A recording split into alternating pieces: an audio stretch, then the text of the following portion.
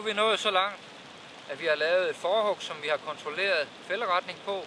Vi har fjernet nogle tæer, og så skal vi til at lave fællesnittet.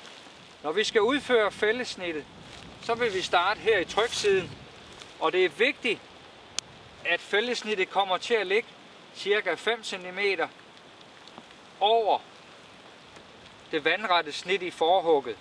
Altså, man pejler sig herom og hæver. Træet har sit tyngdepunkt på den her side, så her vil jeg lave plads til en kile. Og på den anden side her vil jeg lave plads til en bagtog. Det er et stykke af fællesnittet, eller et stykke af træet, som jeg først saver til allersidst. Nu går vi i gang med fællesnittet, og når man går i gang med det, så er det meget vigtigt, at vi har hammer og kiler inden for rækkevidde.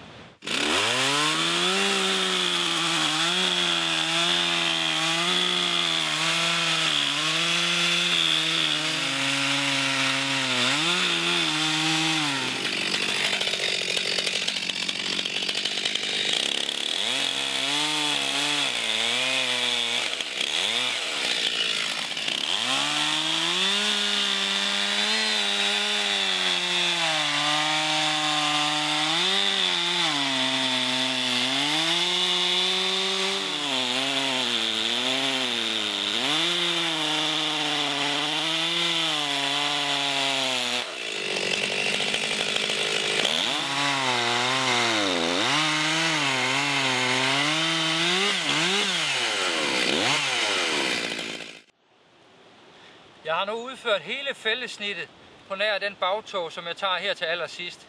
Det skal siges, jeg har lige slukket saven, og det er normalt ikke god praksis at slukke staven, fordi i det øjeblik, vi er så langt her, så skal fældningen helst foregå ud i et.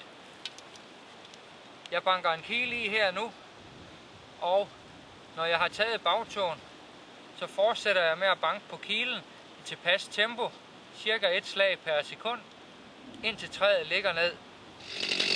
Husk, inden man slår på en kile og slår visiret ned,